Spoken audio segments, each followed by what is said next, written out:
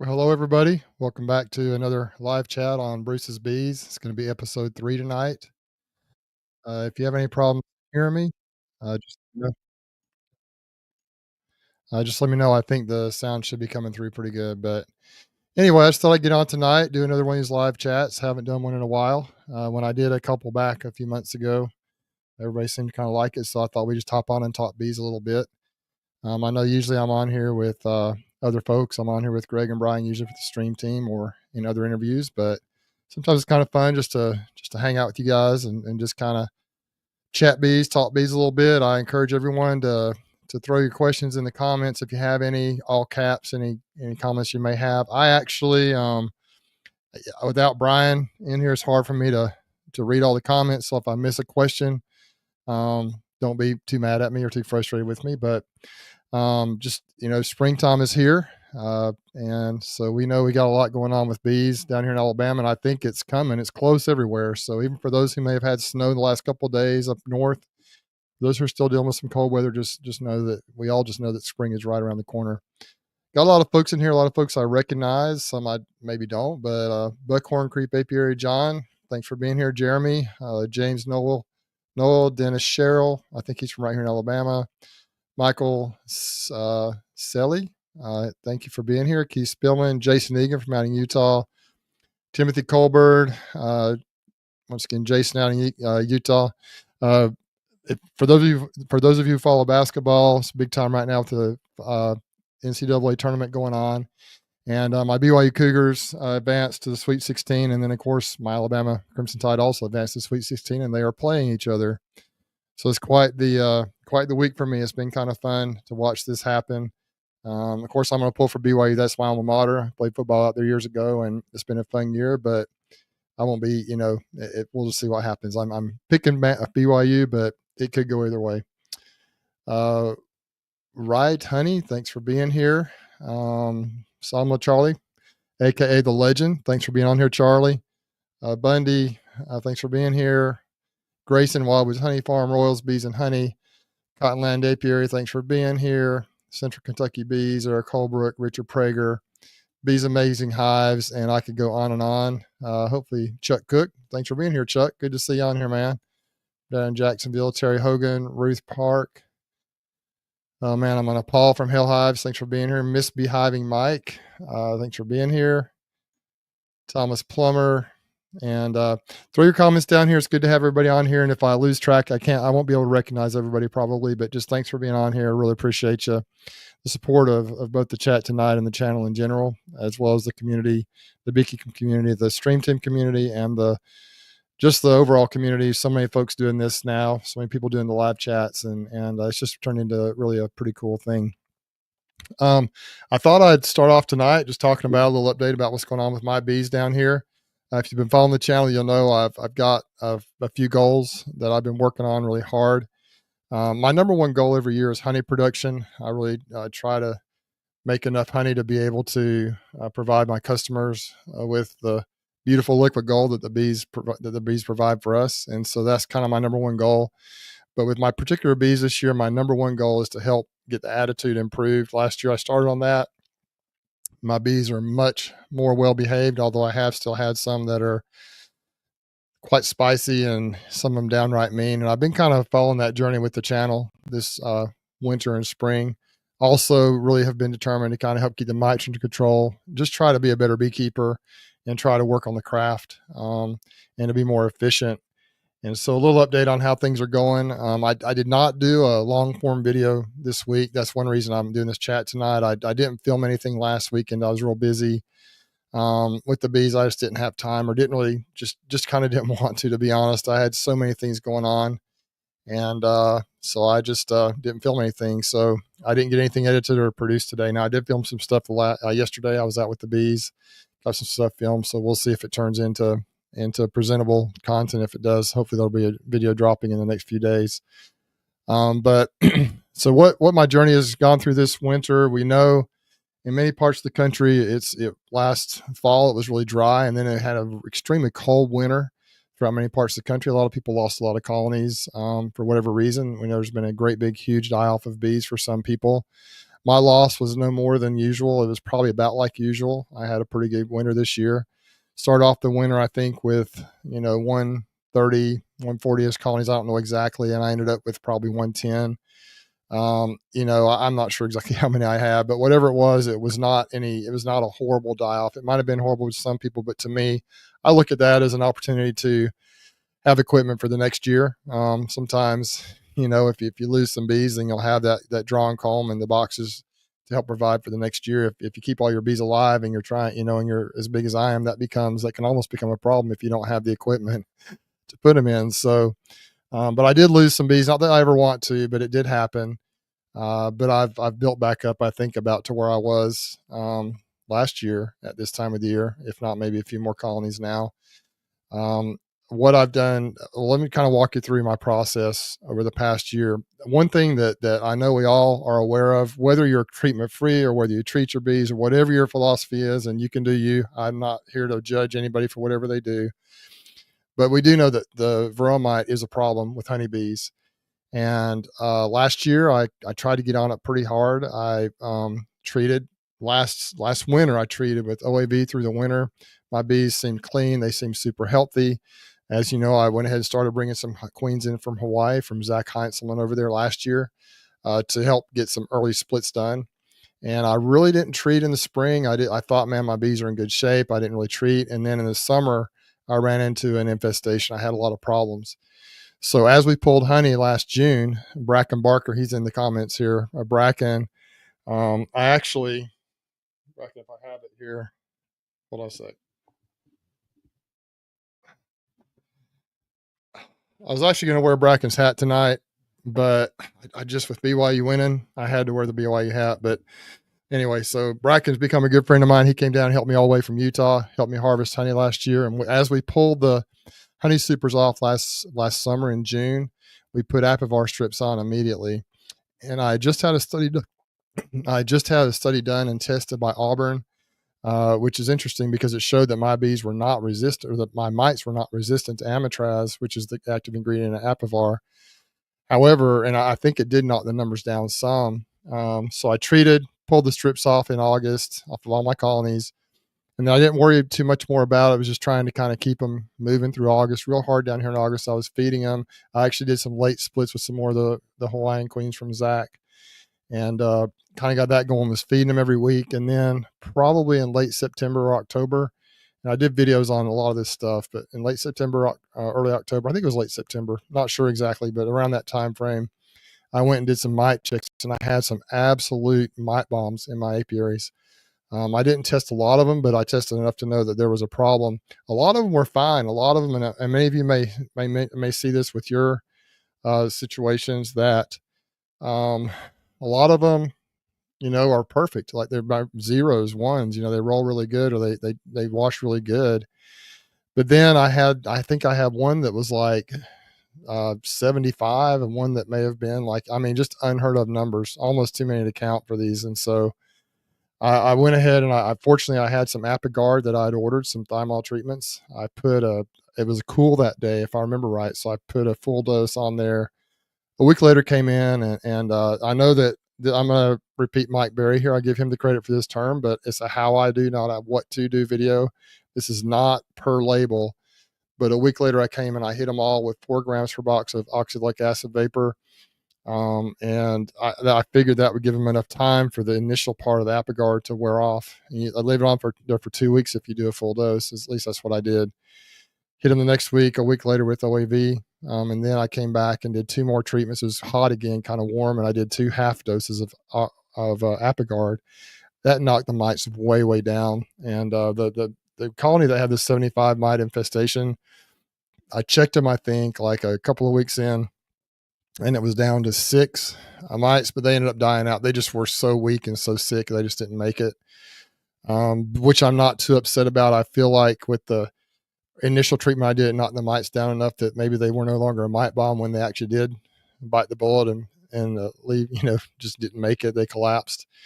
And so that's what I did. Got the mite counts way down. In the wintertime, during the month of December, I think it was, I did 4 to 5 treatments. I think it was 4. It may have been 5 treatments of OAV. Once again, 4 grams per box when the brood was at its lowest. and I think I already got the mites in pretty good control. When Greg came down, it was the 1st of February. He came down. He brought me the boxes, brought a bunch of boxes down here for us, and Greg Burns from Nature's Image Farm, and we went out and did bees one day, and we tested a few, and they were all pretty good. Like the mites were within threshold. But then last weekend, didn't do a video. It would have been a good video. I just didn't do it. Okay, Justin, let me see. The bee inspector actually came out and checked my colonies. I had him. He washed probably, I don't know, 12 to 15 colonies with at Apple Farms in Slocum, and we had, I think they all washed within threshold, but there was one that was like 9. There may have been one over threshold, and the rest were like 2s and 3s and 5s, and 1 or 2 were 0. But I'd already purchased enough of Varroxsan. I purchased 10 cases or 10 packages of Varroxsan, 600 strips. And so I went ahead and treated. Now that I have Varroxsan in my colonies, one of the things that I have not done a good job of is getting the mites under control early, like this time of the year. I usually, when I'm done with my winter treatments, I start splitting the colonies like crazy and just jumping into spring. And I just don't really do anything about mites in the springtime. But when you listen to Ian Stelper talk up at Canadian Beekeepers blog, and when you, I think Randy Oliver kind of has the same principle. Right now is a great time to knock them down early before the season starts, before they really build up, because you can have some mite bombs. Those that wash 2 or 3 mites now, mine end up washing, crazy numbers and be infested in the summer or early fall. And that's when it can really become a problem and destroy your bees. Right when you need to be making those winter bees is when the mites can be out of control. And I think that's a big reason that colonies collapse and people lose bees. So that's what I've been working on really hard. I've been just real busy doing that. On top of that, I've needed to replace the losses that I had. And so I had access to those queens from Zach, and I made splits a little over a month ago now. Jeremy, who's on here, Jeremy Hartzog, he helped me with those. And so I did splits one week. The next week, I actually got another order of those queens just specifically to help tame my wild attitude bees down, my spicy bees down a little bit. And I replaced some queens, made a few more splits, and just kind of worked on that. You can watch the journey on my channel. And then we kind of followed up, and I had a pretty good acceptance rate of those queens, and here we are. And then last week was the week that Philip Carter, the bee inspector, came out and checked out my bees, and we decided to treat, and I went ahead and put those Varroxsan strips in. Jeremy's helped me 3 or 4 times this spring already with working with my bees, and I really appreciate him. He's able to do that. He's got time to do that. So it really helps, and I appreciate him coming out and helping with that. He has a real good knowledge of bees, and he just does a great job helping. He kind of anticipates things, and once you kind of talk about what you want to do, he's actually given me some good ideas of strategies, and it's kind of good to talk it through, and he's helped me with that a lot. So I see folks coming in here. I think I've probably missed some of you. I see Brian from Flower Street. I see Mark Zinner, Dean Godel's in here, John. I know I've missed some folks, but I appreciate everyone being in here tonight. So if you got any questions or any comments, throw them in the comments section down there in all caps. It's easier for me to see them. And we'll go from there. Let me see if I've got 3 things starred here. We'll just start diving in on some of these. Eric Holbrook says, he's got a comment here. Hey, Bruce, I had 2 dead outs from the winter. Is there anything I need to do to the hives before I install 2 new packages? Eric, I usually just make sure the frames look good and clean. And I know some people will take the kind of burn out the inside of the colony, try to theoretically that'll kill any diseases that might be there. I don't worry about any of that. I usually just kind of, as long as the comb looks like it's in reasonable shape, I'll just kind of just reprocess it through, unless there was some kind of a real nasty disease that you're aware of. I don't worry too much about that. I reuse comb. I reuse stuff all the time, boxes, comb, and typically don't have a problem. I think good, healthy colonies with good, strong queens, or especially young queens that are good queens, can really overcome a lot of problems.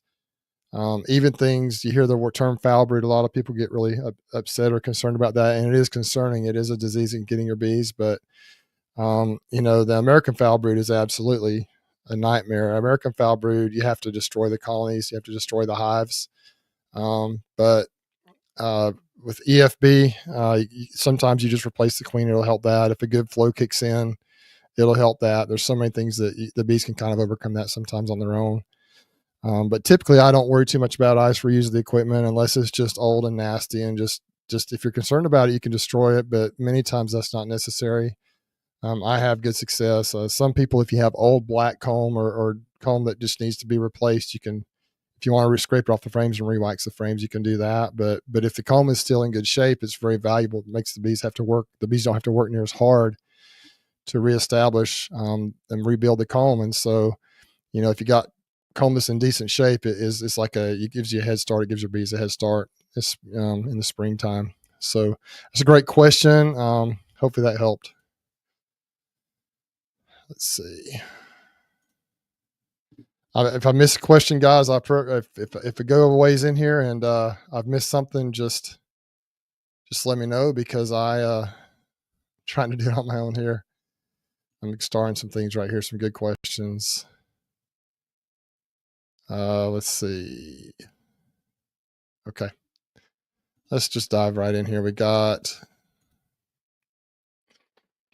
what is a good alternative to the Instant Vape? I only got around 10 hives and can't really justify $450 for a vaporizer. Now I will say that, yeah, that is true. That is a good point, Justin. The Instant Vape Lite, it would be perfect for that. It is quite a bit less than the regular standard Instant Vape or the Instant Vape Compact. However, it is still expensive. Then you have to get the batteries for that.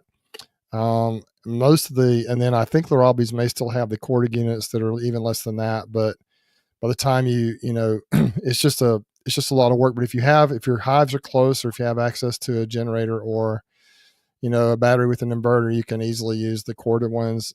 I just use the Instant Vaps. I use the Larabies vaporizers. There are some, I don't know if Jono still does the Easy Vapes or not. And then of course you have the ProVape 110, and there's some different brands out there. I'm not familiar with all of them. I haven't used anything except for the Larabies probably for the last about 3 years. So if anybody has any ideas in the comments, go ahead and just drop them in there for Justin to help him out. But that's kind of, I totally understand it with the cost on that. These things will last forever. They'll last for years, and they're very handy, but they are quite pricey. And so I totally understand that. Let's see. Go back and see if there's any more questions. Let's see. Once again, I'm seeing some questions that aren't in all caps, and they're kind of hard to see. If I miss one, just throw them back in there in all caps, and I'll try to grab them. I did get the one from you, John 74. So let's see here. All right. Eric Holbrook says, I just bought a few packages of bees from Hilco. Really good prices. Okay, that's good to know. I've never bought a package of bees. I might do it sometime just for fun, but I got started with nukes. But yeah, that's good to know. I think John will treat you right on that. Really good question here from David's Bee Farm. Is Big Red still alive, or have you requeened her? For those who aren't familiar with the Big Red story, you can just type in Bruce's Bees, Big Red, or whatever you want to, maybe on YouTube in the search engine, and you can find the video on that. It was a couple of years ago. I had made some splits, and I think she was from a cell that I dropped in those colonies, maybe a queen cell that I got from somebody and dropped in there, and she got mated. And when I found her, I went to mark her. I had the red marker. It was a couple of years ago, and it bled all over her. It went right down her wings and down her back, and she kind of played like she was dead. In the video, you can see all what I'm talking about, but she played like she was dead. She kind of almost fainted, and queens will do that sometimes if they get stressed. It's almost like a fainting goat. They just kind of fall over and they think they're going to die. And the bees worked with her for quite a while. It was like 20, 30 minutes, I think. And she finally got up and started walking around, and ended up being a really good queen. As far as like productivity, the colony did great. Like they exploded in numbers. She was fine. And when you opened the hive, you could see her. She was like a neon light in there. She was really easy to see. She just kind of glowed. And she lasted through the winter and into last year, 2024. And then they started about, I think, May or June of last year. I can't remember when it was. They started trying to requeen her. I went in, I was actually trying a simple comb on that colony, super strong colony. And then they just didn't do anything with it. And I started investigating, went down deeper in the hive and found queen cells, like they were requeening her. And I don't know. I don't think they were successful because the hive ended up fizzling out and dying off. I will say that though it was a great story, I don't miss her or that hive very much, because though they were productive, they were extremely, it may have been it was one of my nastiest hives attitude wise. And so, I just, I was mixed emotions about it. It was kind of cool to have the story, but then she was just, their bees were just absolutely nasty. And so, Big Red is no more, and I guess it could happen again. I haven't done that since. Now I say that next time I mark a queen, I'll do it. But I'm just real careful when I take the paint marker, instead of just kind of, bleeding the paint into the tip of it.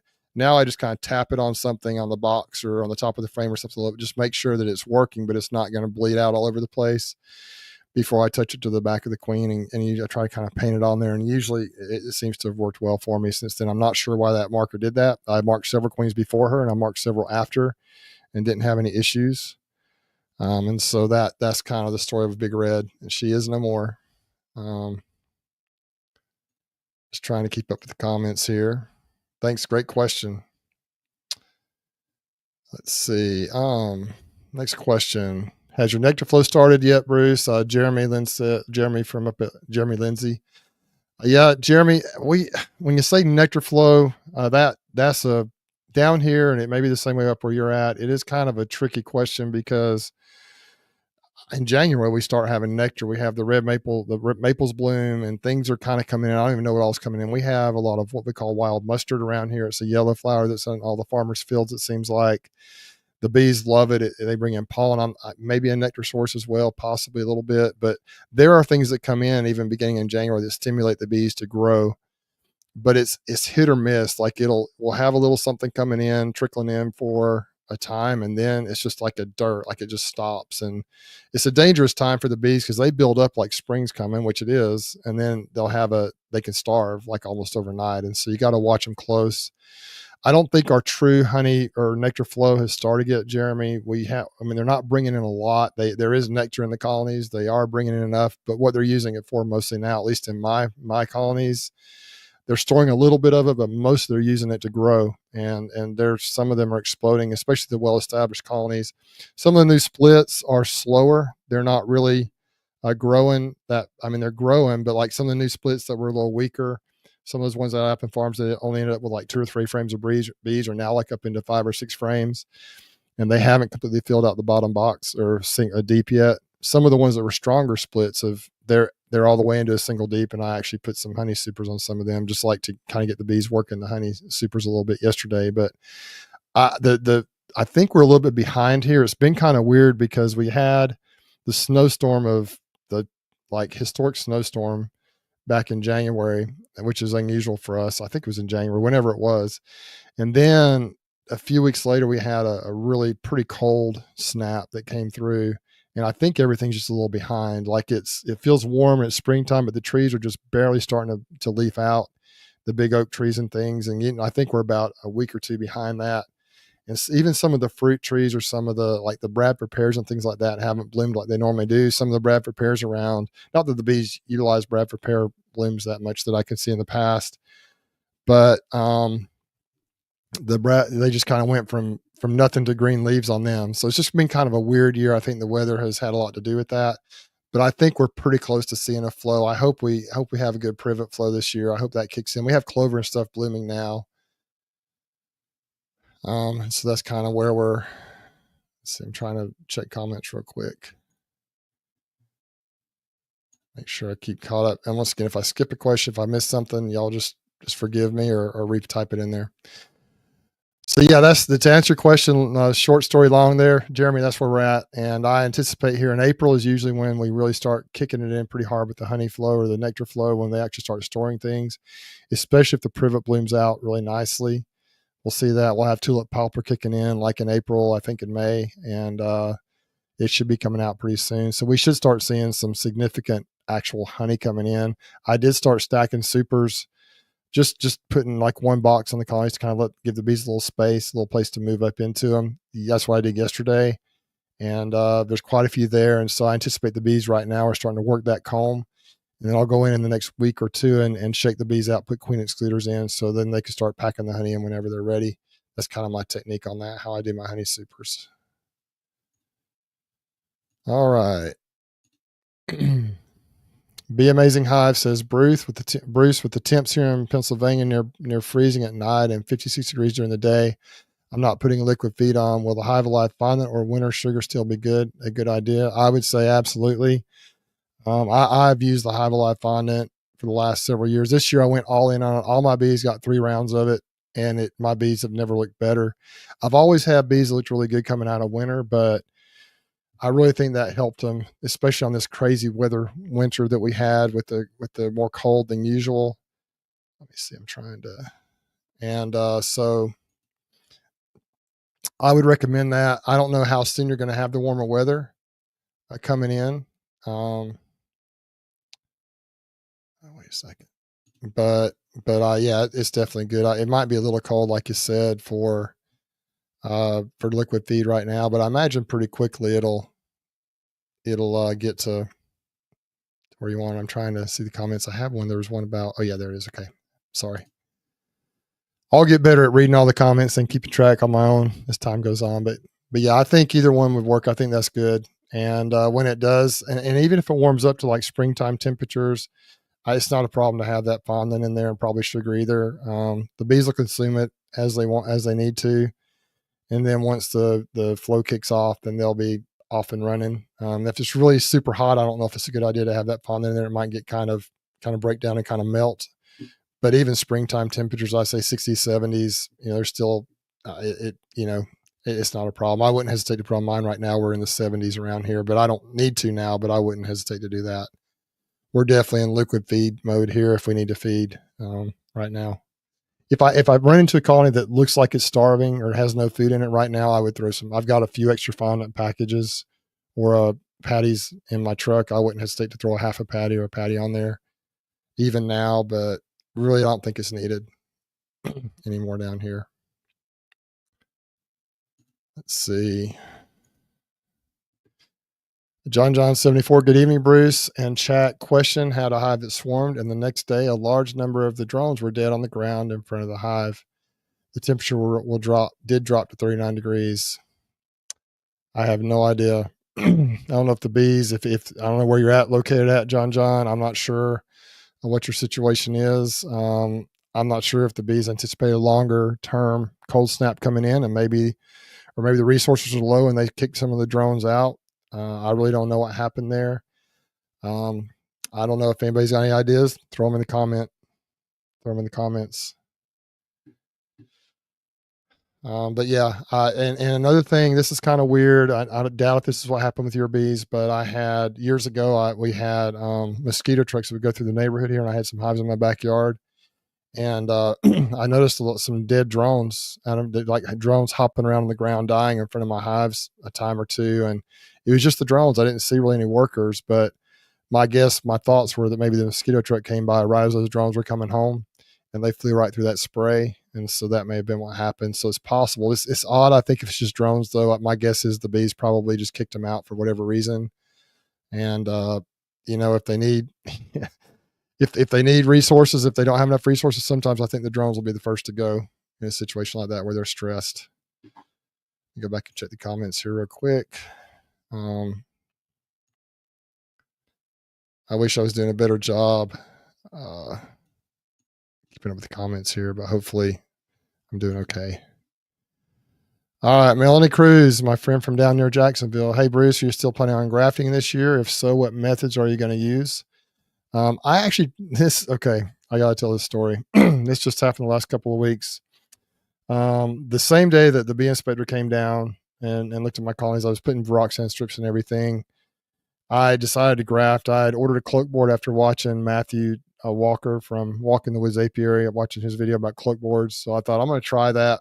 And I had a colony picked out to graft from. And if you watch my most recent long form video, it's pretty much about that colony. And so I decided to give it a shot. I went down on a Thursday afternoon, set up the cloak board hive. It was a beautiful, strong double deep down there in Slocum.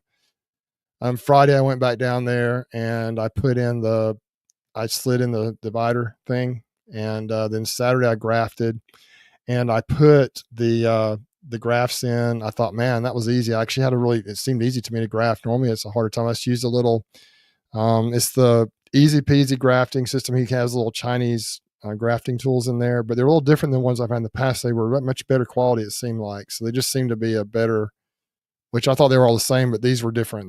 But they had Chinese on the back, so I assume they were Chinese grafting tools, same principle. Anyway, so I grafted, stuck them in that colony, and I didn't do a video on this or anything because I'm just trying to figure some things out. I came back Sunday afternoon to check on them, to pull the slide, to pull the slide out and turn it into a cell right finisher. And I had 2 cells that were being formed out of 30. I'm like, what is up with that? So I went through and checked again, and I'm like, what is going on? Well, I went in yesterday I was going to see, hey, if those cells are developed, I'll just throw them in a colony or whatever. I'll try to maybe make a couple of quick splits, or I just want to see I pulled out the grafting frame, and they had built basically a whole frame, like probably 2/3 of a frame of drone comb on there. And there's a queen walking on it. So somehow a queen ended up in that top box. I think I did shake some frames. I checked real closely for a queen. I shook some frames of nurse bees in there, and I must have just shaken the queen in there as well. I tried to go and check on other colonies and see if I could figure out which one she had come from, and I couldn't. So I don't have any idea.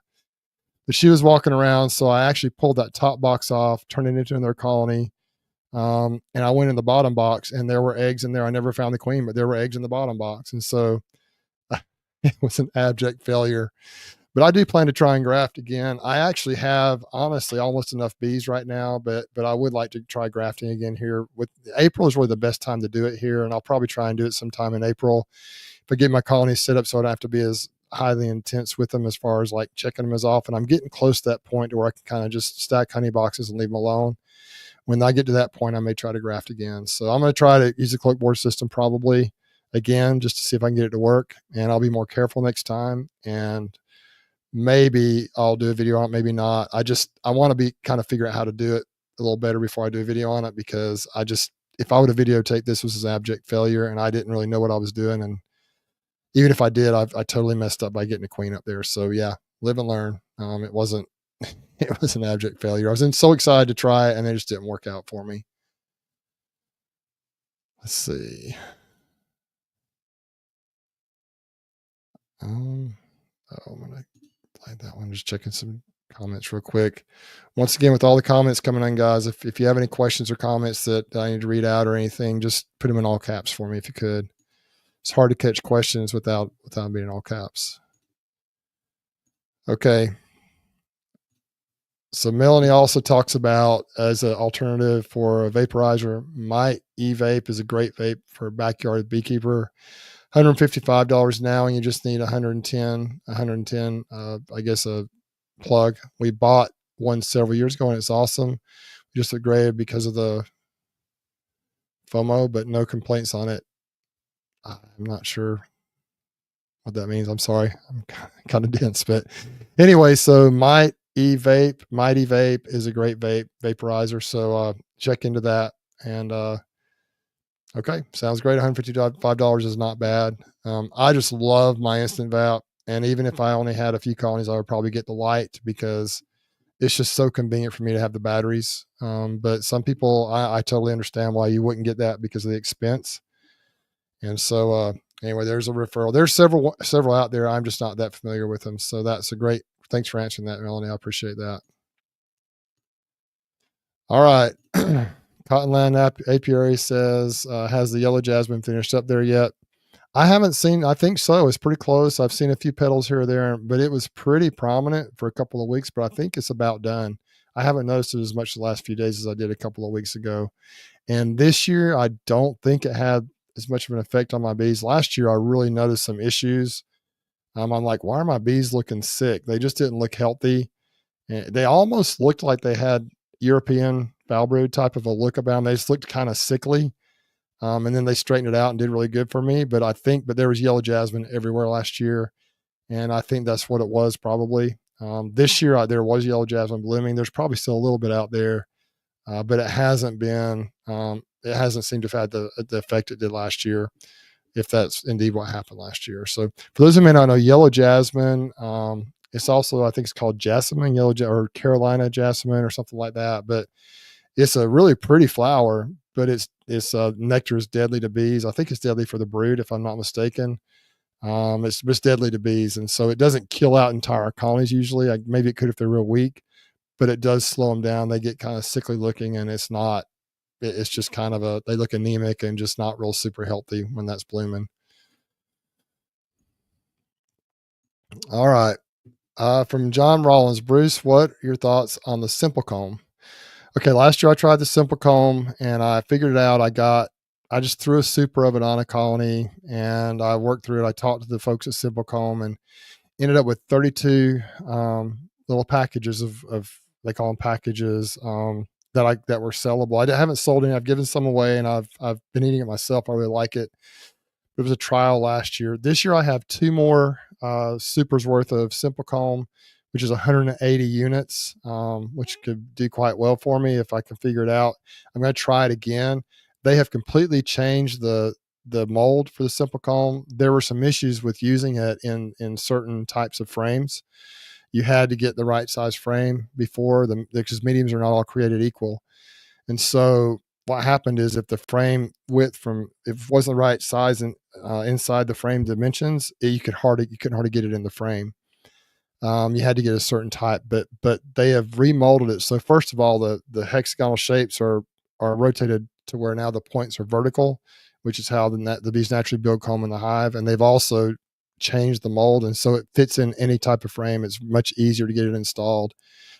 So I'm going to try it again. I'm going to maybe try a different strategy this year. I'm going to talk to Mick and or Madison at Simple Comb and figure something out. They say they have one person that has made a bunch of it successfully. And I may see if I can either get a referral to him or get some tips for how to actually get them to fill it out better. What the bees will typically do with any of those type things, whether it be Simple Comb or the Ross rounds, is what I've used in the past. They fill out the middle units very well, the middle frames. But as they get to the outside of the box, they don't tend to fill them out as well. And you'll have a lot of partials or kind of wonky looking ones that are not really usable. And so, and that's what happened a little bit with the Simple Comb. The middle ones were beautiful. And as you got out further, they didn't fill them out all the way. So a strategy I think I'm going to try, I think is what Mick told me was, if I'm not mistaken now, this is once again, just kind of throwing this out there. I'm going to get some clarification on it before I do it, but I think you want to have a box full of 10 frames of packed out like honey that's real pretty, that's filled out capped honey. And then what I may try to do is pull the middle 2 frames out and then put 2 frames of Simple Comb right down in the middle. And that way on the outside, they'll draw it out the right depth. So it won't be too thick to close. And then hopefully they'll draw either 2 to 4 frames out completely. And if I do that on several colonies, instead of trying to get them to fill out a whole box, that may work better. But that's kind of my thought pattern for now, but we'll see. We'll see what how they turn out or what I decide to do. Just kind of going through a lot of great comments in here from folks. Appreciate everyone being in here and talking to each other.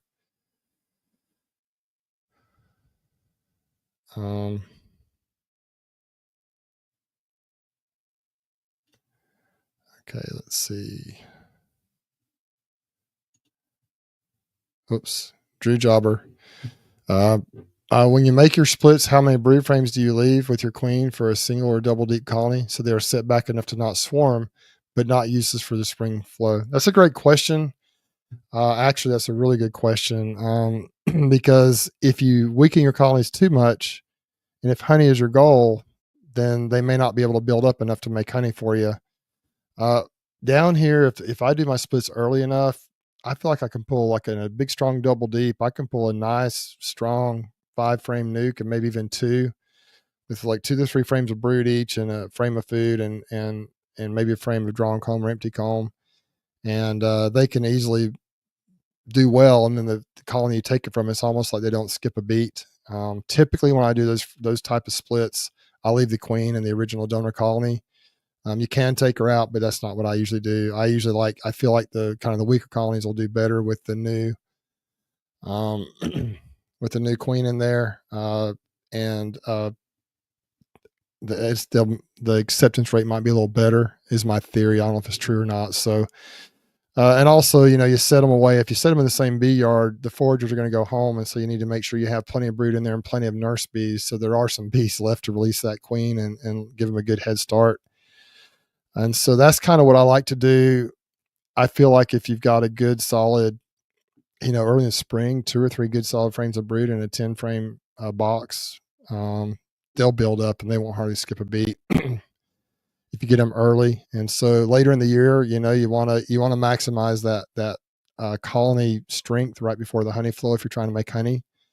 And so you may not want to pull as many bees out of there right before the honey season starts, but a good strong colony won't hardly miss a few frames of brood or bees early in the season, and they'll rock on. And if you pull enough bees out, if you take a good strong split or two out of there, I think it may help with that swarming tendency as well. You take a good strong split out of there, replace the frames that you take out with drawn comb or foundation, and they'll go right to work and hopefully not swarm. I don't think anything is completely fail proof from swarming perspective, unless you just take the queen away and you do almost like an artificial split. Then obviously the bees left behind really can't swarm or won't swarm. And if that queen feels like she's swarmed already, maybe that's one way to kind of fix that situation. But I think just giving them space, giving them something to do can help. I also believe, and I've heard this theory, I've talked to so many people, but I've heard this theory. I think it was just from different people. We've discussed it on the stream team, I think. And maybe I heard this like from Bob Benny, and other people, but a younger queen will be less likely to swarm, I believe. If you got a queen that's with a year to a year and a half old, typically they're less likely to swarm than a queen that's like 2 years or 2.5 years old. Because I think those older queens just realize, or the bees realize with the older queens, that it's time for them to go and they need a new queen. And so if you got a brand new queen in there, they're less likely to swarm, unless, I guess, if you just cram them in there and they don't have any space at all, they will. But if they have room and if you give them enough resources, enough room to grow, a younger queen will just rock on, and lots of times they won't tend to swarm as much, at least in my experience. That's my theory. I know every year I have bees that swarm that I never know about because I'm not at my bee yards every day. They're not at my house here, so I can't really check them. And so I've already had 3 this year. I caught one of them, and 2 of them were too high up in the trees to catch. So I know I have some that swarm every year, but I don't worry too much about it. Normally the bees do a pretty good job of replacing the queen, and then I have a young queen, a young vibrant queen, and we just move forward. Hope that answered your question there. Maybe it'll give you some good thoughts there. It really depends on your goals when it comes to swarming, or when it comes to splits, how strong you want them to be. It's really just completely up to what your goals are. Let's see.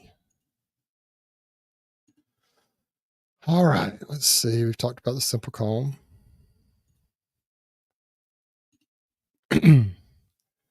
Tie and clover is flowing down in the panhandle of Florida, and across over in Mobile. I think David's over at the Mobile area, over in Bay Minette area over there. The tie is a plant that I think it's a really good honey crop. It's a really good resource for the bees to grow this time of year, all the way across that Florida panhandle. It's a little south of us. We don't have tie here. It's probably not, maybe about an hour south of us, if even that much. We just don't have that up here really where I'm at. So, and I've seen clover. We got clover around. They're bringing something in. It's just not a great big flow like a honey crop type of a flow yet, but they are bringing some things in, and they are really. I love that look of a honeybee colony when you start pulling the frames out and you have the nectar all down amongst the bees, and they're kind of putting pollen in their brood. They're just working with their resources, and they're just working on that growth mode. The smells and just it's just a beautiful sight to see. And I absolutely love that. There was some of that in that video I did that dropped a week ago with that, where I went frame by frame through that colony. There was a little bit of that in that colony. You could just see how they kind of put everything, all the resources right there where they need them to be able to maximize growth. And it's just a beautiful thing to behold.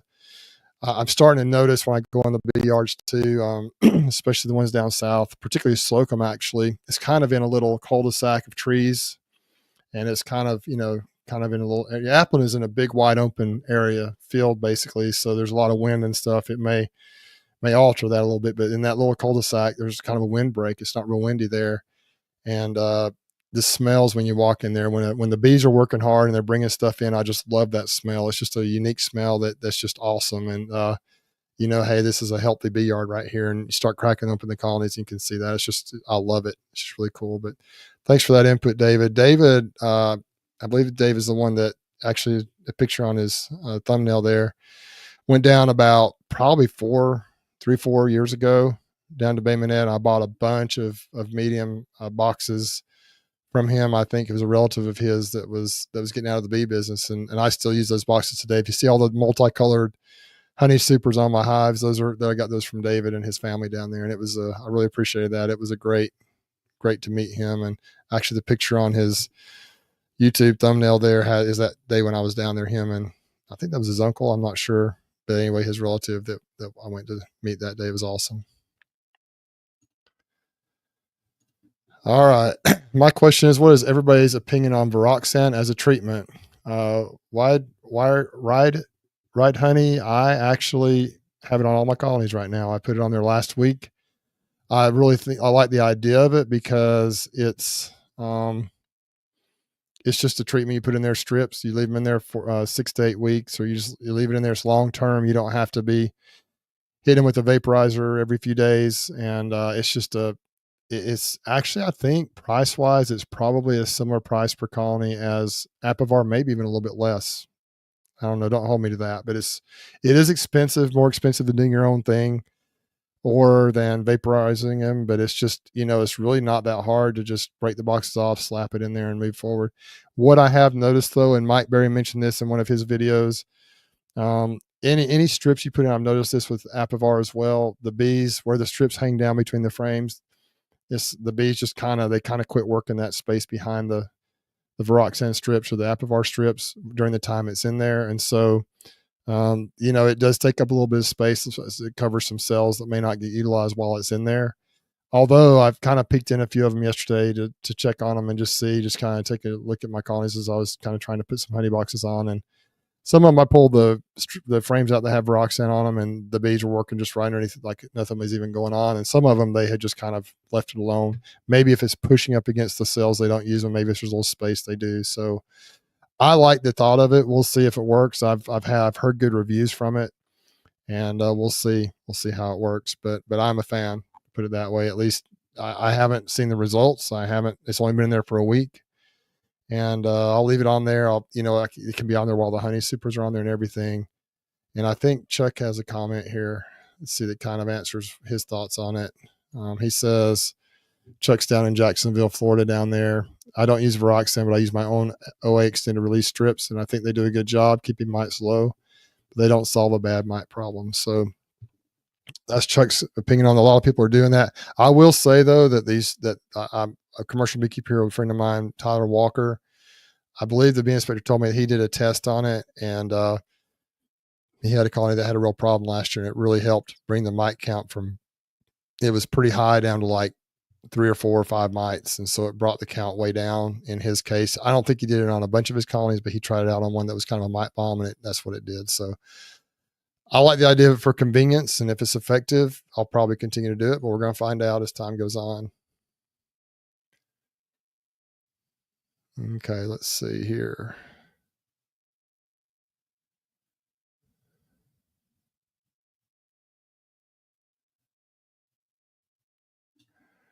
Let's see, it's hard. I got the idea of doing these individual chats. I've done a few way back, and then Lawrence over Black Mountain Honey over across the pond over, I think in the UK, does it, and he mentions every comment. I just can't do that.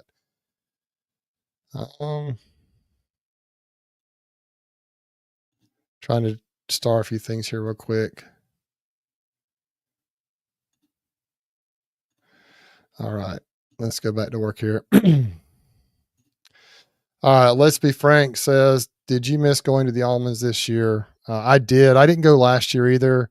2 years ago, we had a really bad experience over there. The guy I went with, and he kind of got everything set up, and the broker just really, we had a bad experience with the broker that we went with. And, it's a lot of work in the wintertime, and in November, December.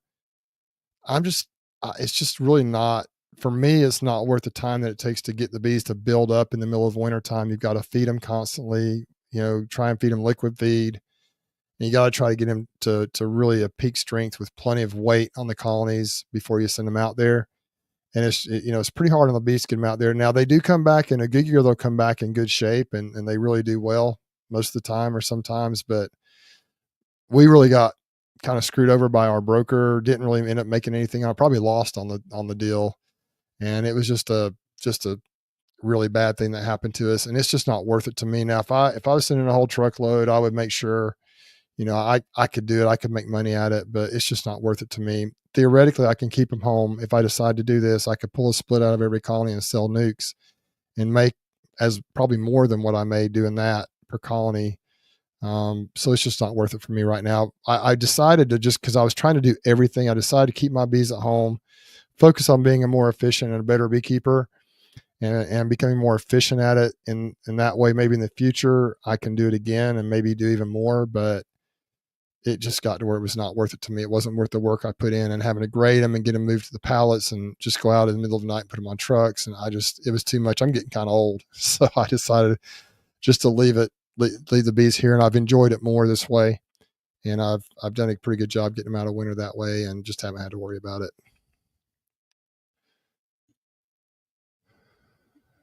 Let's see.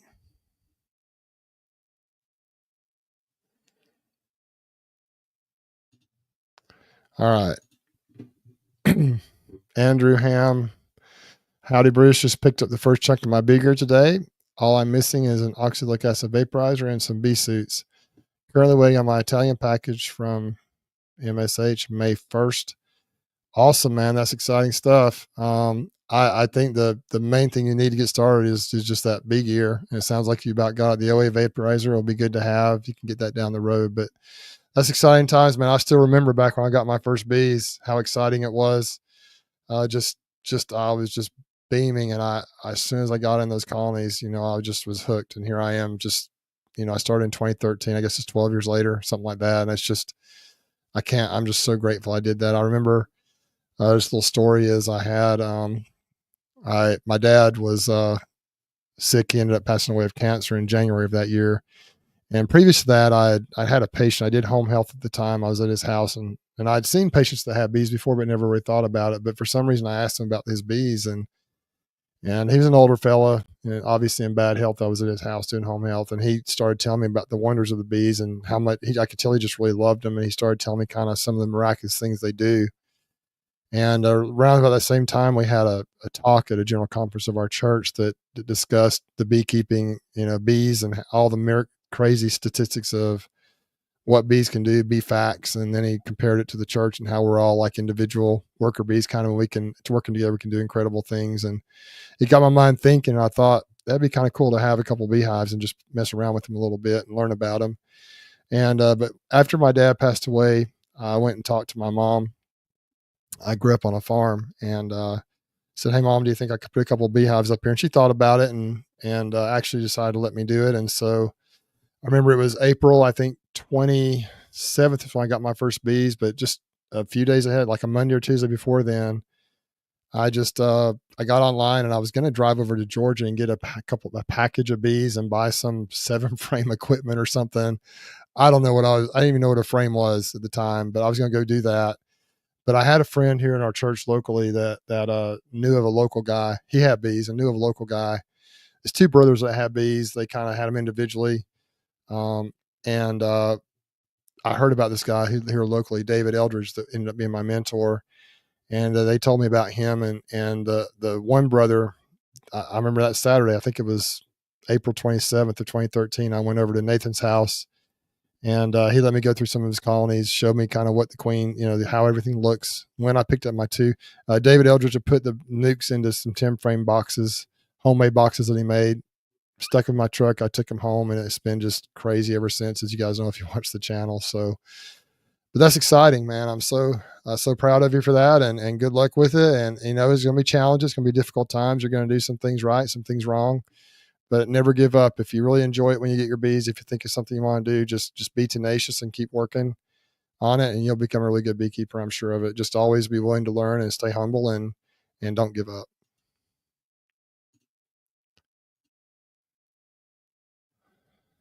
Yeah, so good to see everybody in here, and to see you guys discussing things there in the comments. Any questions you have, all caps really helps. All right, let's see. Melanie, once again from down in Jacksonville. Thanks for doing this chat. Dennis and I have always loved your videos and value your opinion. This is really nice being able to chat with just you. Yeah, that's kind of what I saw Lawrence doing it over at Black Mountain Honey, and and I thought that'd be kind of fun to do. And I really enjoyed getting on, the stream team with Brian and Greg, and we have a really good chemistry. I think it's a lot of fun. I think we've talked about a lot of things. We've met so many of you out there through the stream team and at the different conferences and everything. And but I thought it'd be kind of fun just to get on and start doing some of these myself. I don't claim to be an expert. I am definitely not an expert, but I do enjoy it, and I really probably learn as much from you guys as you do from me. And so it's a lot of fun. And Melanie, you've been one of my fans from day one. I think I know you've commented on my videos from way back, and I just appreciate you and everyone else who's on here tonight. Thanks so much. Sam Flat Cattle and Farm. When you make a split, do you put the queen in the split or leave her in the hive?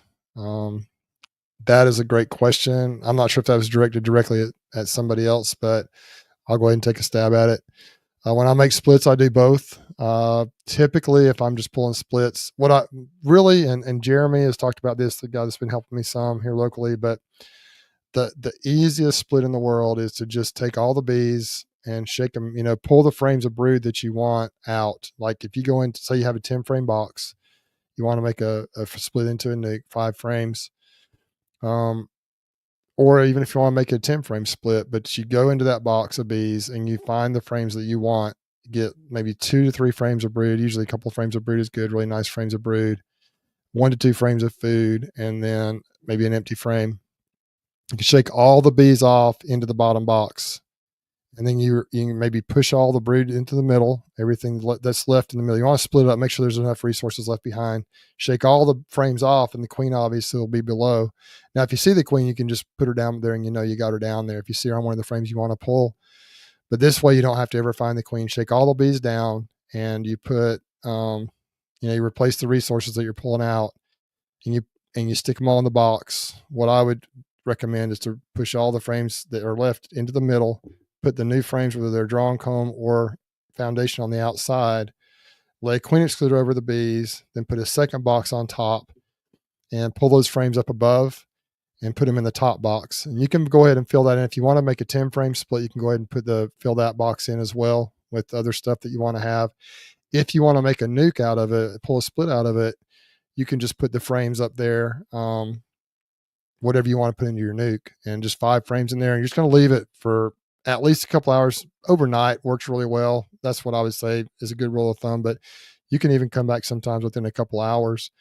And what happens is the bees will move up, the nurse bees will move up, and they'll come up and cover that brood, and they'll cover those frames with bees, all the resources up there.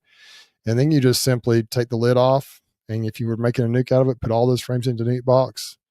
And now it's queenless because you shoot the queen down below.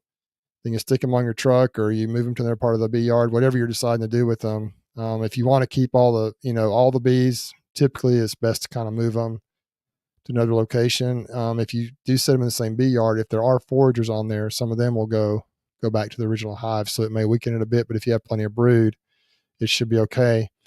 Then you introduce your new queen, in there, whether it be a cell or whether it be a mated queen, or, some people even introduce virgins. There's different ways to do all that. And then you have your colony. That's the easiest way that I've found to do a split. It's really kind of almost fail proof. Shake all the bees below, the queen's down there, and then they come up and you just pull the split.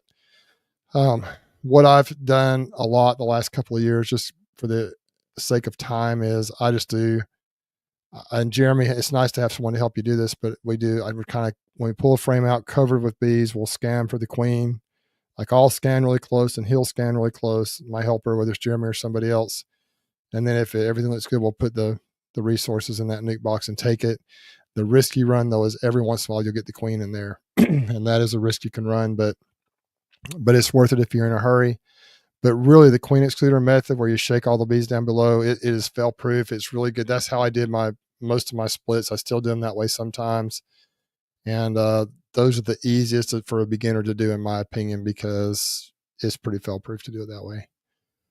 So, and then even if you do that, if you want to move the queen, if you do it that way, you can just take the bottom box that has a queen in it and move it somewhere else. And then you can drop that nuke down, or the other box down on top of the frame or the pallet where it is. And then you can drop the queen right there. But I think that personally, it seems like if there are fewer foragers, this may or may not be true. There are no absolutes in beekeeping, but if it's mostly nurse bees or younger bees that aren't foragers, that aren't, trying to defend the hive, the foragers or the guard bees, maybe there's a little better chance of her getting accepted if there are fewer foragers. And so I don't know if that's true or not, but if you drop the queenless hive right there, all those foragers are going to come home, and that's just something to think about. But really, I think it works either way. Hopefully that answered the question. That's just kind of it's just the easiest way to do it. It's really kind of my favorite way to do it, to be honest. I do different things, but that's my favorite. Let's see. You thought about Bob Benny's cell starter finisher for grafting? Yes, I have, and that's kind of what I did last year. I think he just uses kind of a typical cell starter and then queen right finisher. A lot of people do that. I haven't watched one of his videos on that in a long time, but he does more the traditional cell starter, packed out with bees, all the resources you need, food, feed those, and then graft into that. Then move the cells into a queen right finisher once they get started. And that's what most people do, quite frankly. And I have thought about that. I did that. I kind of did it that way last year, although I just made it a cell starter finisher. When the cells got capped, I just had a queenless hive packed out with bees. I put those little easy peasy cages over them, and so the bees wouldn't break those cells down. But anyway, that is another way to do it. I like the cloak board idea because of the convenience of just, you have a double deep, you just can reconvert it into a colony. You can kind of manipulate it how you want. But yeah, I think the cell starter finisher technique is the most common way that people do it typically, and it definitely works well. Let's see. Sam Mixon. Hey, Bruce, I did my split Saturday, made 2 splits. My bee man came to help me finish up with them. Great job, Sam. I know you've been thinking and you've been real concerned about it. You've been really thinking it out, and I'm glad you're able to do that. I hope everything goes well with you and your bees. Drop down there how many colonies you have right now. And I think you're located in either South Carolina, North Carolina. Am I right on that? Just drop that down below if you could for us, Sam. I'm glad you're able to get that done. It's always fun and exciting to get that done. All right, Dominican Beekeeper. He participates in so many of our chats, and we appreciate having you in here, Dominican. I spoke with the creator of the Allen cap, which is similar to Varroxsan, and he said that the reason why the extended strips don't work very well is because the release of oxalic acid is not constant. I don't know. I have no idea on that. All I know is that I've heard that they work well, but it's a fairly new product, so we're going to find out. I have it on all my colonies right now, except for just a few. I think I got on all of them except for 4 of my colonies, the ones that were up in Ozark, but yeah, I've got it on like 100 and something colonies right now. So we'll see. We'll see when we go back and retest them afterwards here in a few weeks. Probably about the time. I'm not sure exactly when I'm going to do that, but whenever I get around to that, we'll check them and see how they work. South Carolina, that's right, Sam. Appreciate you guys being here. Okay. Well, I have addressed all the questions that I saw in the comment section. Is there anybody else that has any questions that they'd like to throw in here? Any comments? I'll throw them up here for you. Once again, let's just kind of review through here. I know we've had a lot of the folks that I normally see on the chats. I'm kind of backing up a little bit. We got Pat from Freedom Apiaries. We got Sawmill Charlie, who I like to call the legend, Sawmill Charlie, up there in Maryland. And I appreciate you being here and answering some questions and participating tonight. David's Bee Farm, David from over in the Bay Minette Mobile area. John 74, not sure where you're from, but thanks for being in here. Keith Spillman, once again, thanks for being here.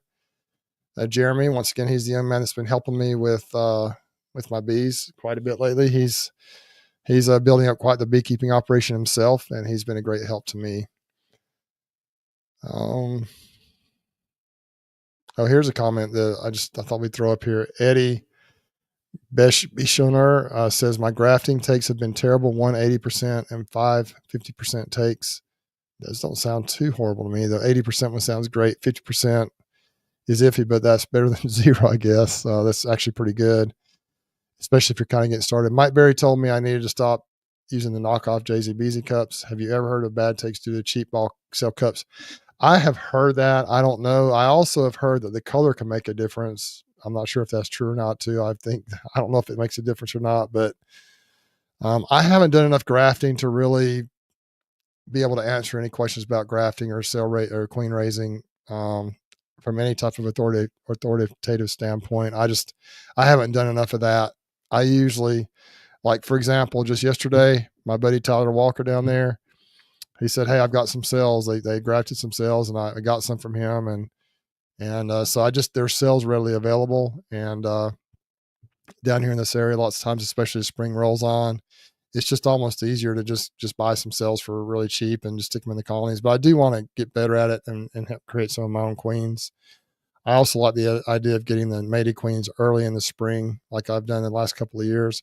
And if you really want to change traits or attitude of your bees, mated queens is the only way to really kind of guarantee that quickly, because if you're making your own queens, if you have drones around that are undesirable, have undesirable traits, you may end up with, some of those traits too. So I'm kind of working on a lot of different things at once, but I do plan on doing some more grafting this year, and we'll see what happens. Okay, so we got Mark Zenner. Once again, Melanie's in here. Odell Smith, thanks for being on here. Drew Jobber's on here. Short Pants Bee Farm. Dean Godel. Oh, goodness. Eugene Nelson, thanks for being here. Andrew Hamup. He actually had a comment from him a little while ago. Dale, a Wisconsin beekeeper. Great to have you on here. Clint Bagley, John Rollins, and the Beehive Homestead, Buttermilk Bees. It goes on and on and on. Appreciate so much many of you guys being on. Ray Deese, thanks for being on here tonight. Okay. Let's see.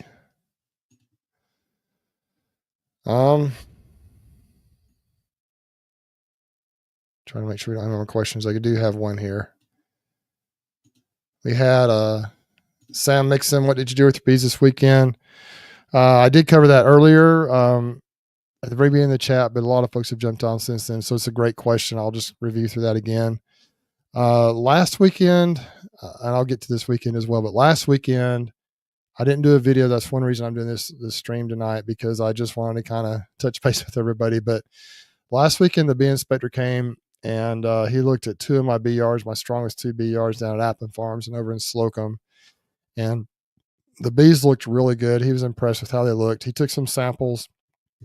I guess he's going to test for nosema and some things, but he also did mite washes on those samples.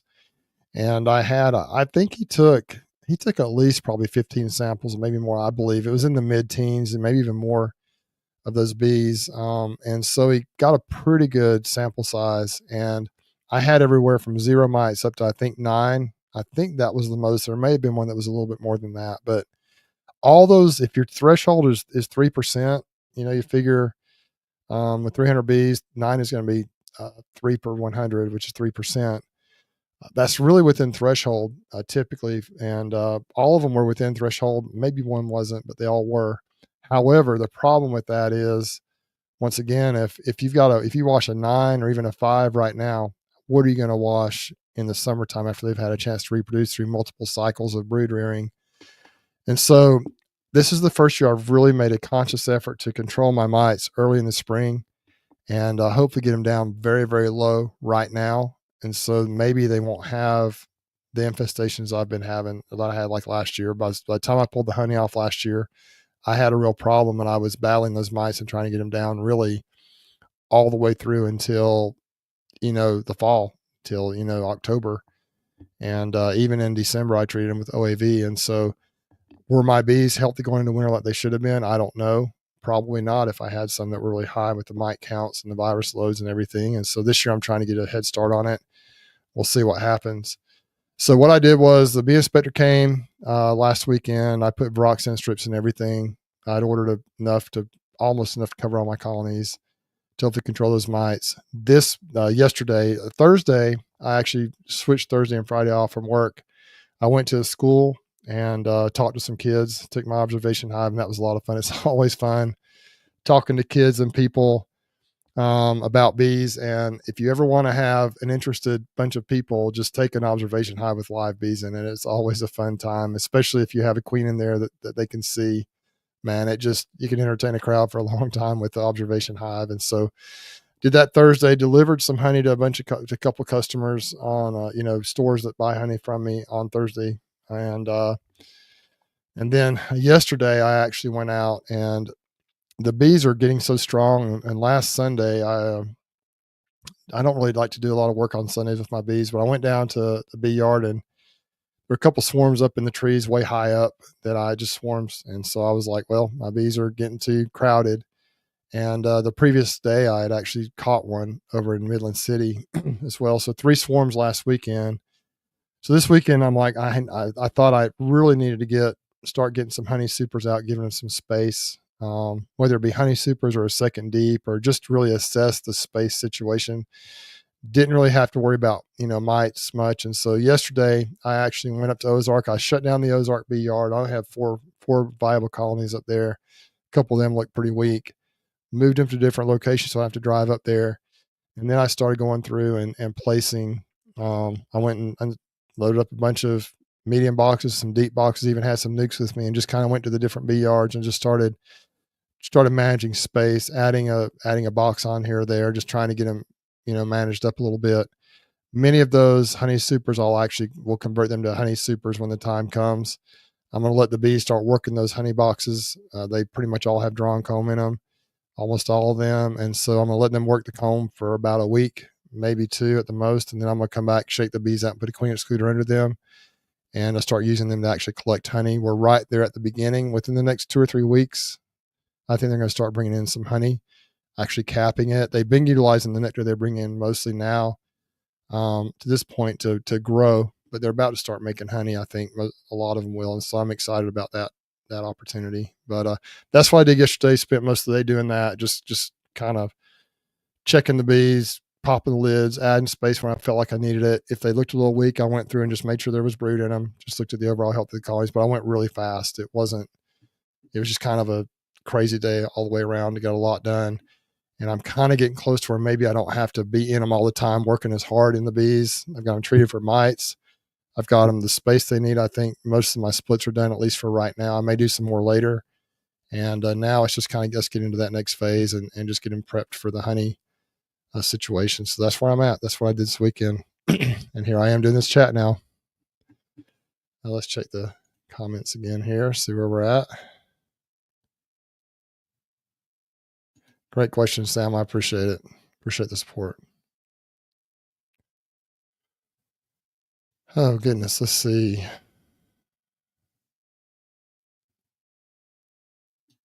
All right. This is another great question. Roston Henderson says, can you do a split and let the split make their own queen? You absolutely can do that. A lot of people do that. I've basically just a walk-away split is kind of what you call it. There's many ways to do it, but if there are eggs in the hive, in the colony, they will make a queen out of it. Now, quality it can vary. If there are plenty of resources coming in, if there's a good nectar flow, and if they have the proper age larvae to make those queen cells off of, I know I've made a lot of queens just exactly by doing that. You don't even have to find the queen. A true walkaway split, in my opinion, is where you go in there if you have a double deep or even a triple deep or even a double deep nuke or whatever you do, you kind of make sure you kind of split the bees up into 2 different colonies. Make sure you have all the resources in each colony that you need. You have to have eggs or very young larvae in both of them and plenty of brood and bees. And you don't even have to find the queen. You just drop a box in another part of the bee yard with plenty of bees in it. And one of them will make their own queen, and the one with the queen in it already, theoretically, will just keep rocking on and doing their thing. And so, but yes, that is something you can do. It's very easy. It's not always successful, but it does work a lot of the time. Some people, that's how they make all their increases. They do walk away splits and with emergency queens, and it works out well. So that's one way you can do it. Not saying I recommend it or don't recommend it, but it is a method you can use.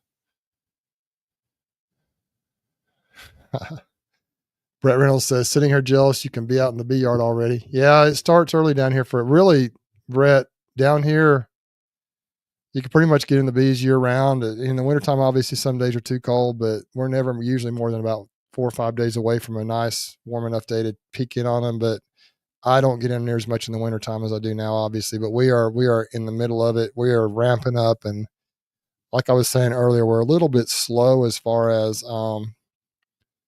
we're a little behind as far as our time frame, I think, for the year, but it's coming. We are definitely we're in bee season. I mean, everything is getting set up for honey coming in real soon. Let's see. I'm trying to make sure I catch up.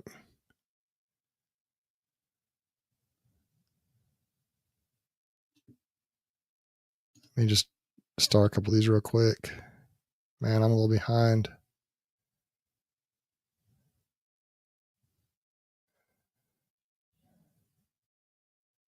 Let's see. Wow. Well, I see Tom and Melissa are in here. Welcome, guys. Yeah, if I missed a question, be sure and put it in all caps.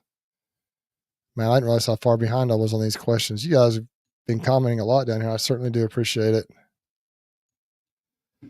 Okay, let's dive into some more of these. B Mac says, setting up my first hives this year. May I have your top 3 tips? Conway, Arkansas. Wow. That's something, guys. If y'all have any tips for B Mac, put them in the comments. Number 1, I would say, you always hear you should get a mentor. If you can do that, that's a great thing to do. Someone that actually has bees that they keep alive. Try and find someone that's a successful beekeeper and has the heart of a teacher, and they can help you go a long ways. I'd recommend you, if possible, try to get in some colonies before you get your own bees, maybe, and just to get a feel for how to work them and what it's like and how to identify the different types of bees and identify different things. I would say would be my number 1 thing. But I would recommend it be a mentor that, like I say, has had some success and has some bees that they keep alive and do a pretty good job with, and they work pretty much with. And the second word of advice I give to you that my mentor gave to me that I ignored, I didn't have any clue when I first got bees, and so I didn't really know to ignore them or not. But once I got bees for a year or 2 and I thought I was really good at it, he said from day 1, you have to control your mites and beetles. And I didn't really listen to him. I thought, well, my bees, they're going to be fine. And I'm going to just survival of the fittest. I'm going to go treatment free and not worry about it. And I paid the price heavily for that. And now, I do try to control the pests. I do know there are treatment free beekeepers out there, and I'm not opposed to that. But I know that true treatment free beekeepers that are successful, it takes a lot of work and a lot of dedication, and there is a science behind it. It's not something you can just stick bees in a box and ignore them and then expect them to survive. You have to manage your bees. Even if you're treatment free, you have to manage your bees, and you have to stay on top of things and figure that out. So that's number 2. Number 3, what's my number 3 recommendation? I would recommend you get at least 2 colonies. 2 to 4 colonies is a good number. And the reason for that is, number 1, because if you just have one hive full of bees, you may not realize if something's going wrong. If you have 2 to compare or more, you can see the differences in them. Plus, you have more experience with more colonies to be able to increase your skill level more quickly. And also, if you lose, if you have one hive and you lose it, that's 100% loss. If you have 2 hives and you lose one, then you still have half your bees. And obviously, with the more colonies, that number can change. And so, those are probably my top 3 tips. But the other thing I would say is just be sure you stay involved with the community here. We're more than glad to have you on these chats. Comment on YouTube videos. YouTube videos can be really good. You just have to take it with a grain of salt and realize everybody has their own way of doing things. If you ask 5 beekeepers a question and get 10 different answers is kind of what I like to tell people. And so just kind of you have to glean from everybody. Try to find some people that are close to you if you want to watch YouTube videos, and because it's very regional as well. The way you manage your bees, the time of the year that you do things can be different. So try to find someone local as a mentor. If you can't, YouTube, try to find someone in your region. And I never hesitate to reach out to me or other YouTube beekeepers, and we'll do the best we can to help you any way that we possibly can. Great question. Let's see. Oh man, wow. Lots of questions coming in. Let me start a couple of these real quick. Man, I sure appreciate you guys being on here. All right, let's see here. Back at it.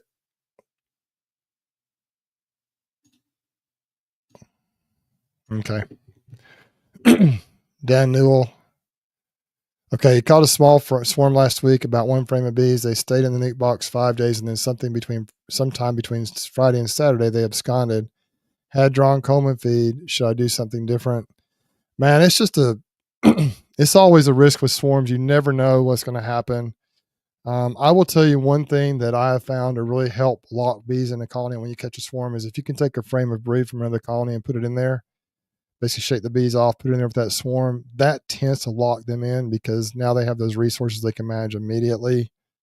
Drawn comb helps too, but it sounds like you already had that in there. Feeding can help, but I don't know if that locks them in really all that much. It's more just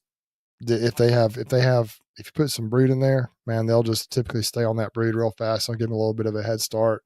That's one thing I'd recommend. Sometimes you just lose them. Sometimes they abscond, and it can make you sick, but it's just the way it is with swarms. Swarms are really, in a way, they're super exciting, but they're also a risk. You really don't know what you're getting. You don't know the genetics. You don't know, unless you know they're your bees, you don't know what you're getting. But it can also be like anything with bees. It can be just almost like a gift. You open that box up and just to watch them grow. I caught a small swarm in my Midland City bee yard last weekend, and I went and just peeked in on them. They're an Apamate, the Apamate 7-frame nuke. I think they covered about one frame is all. I didn't have any. I didn't put brood or anything there. I just put a frame of comb in there, and I peeked in there yesterday, and they have already drawn out. They kind of had ignored the drawn comb, which was weird, but they've already started drawing out 2 or 3 frames, and the queen's laying eggs in them. It's just crazy how fast they can work. Just a small 1-frame little swarm. But if any suggestion I would have is just you can lock them in pretty good. Usually, not always, I don't imagine, but usually if you put a frame of brood in there, it'll lock them in pretty good, in my experience.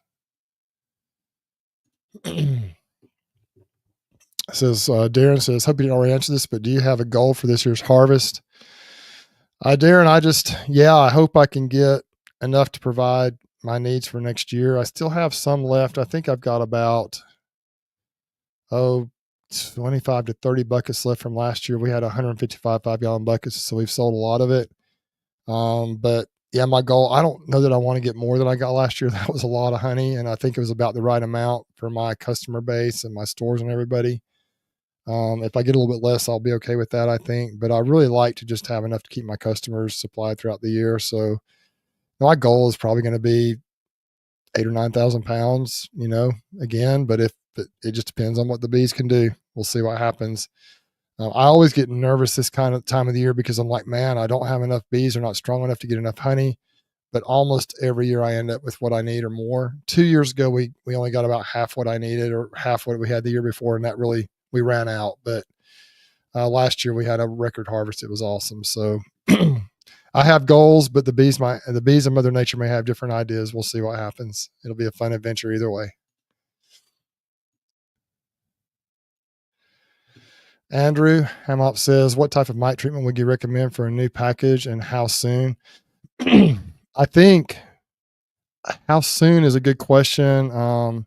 Rob Pollock, I think it was Rob told me a few years ago, he bought some packages and he hit them with oxalic acid vapor pretty quick after he installed them.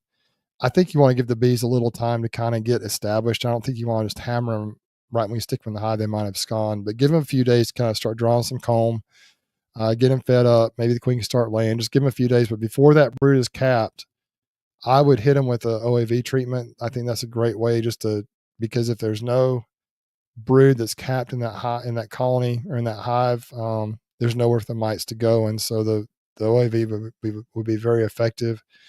That's kind of what I would recommend because OAV is really, although it seems like it would be very harsh, it's really quite easy on the bees. It's harsh on the people if you breathe it, but it's not harsh on the bees. The bees just bounce right back pretty quickly from that. But I wouldn't hit them with it. I would give them a few days to get going and make sure they're drawing some comb. But before that first brood is capped, I might try that treatment with them and see what happens. That would be once again, that's what I would do. I'm not saying that's what to do, but that's kind of what I would recommend. And that's kind of my opinion. If anybody has a different opinion, just toss it in the comments down there for Andrew.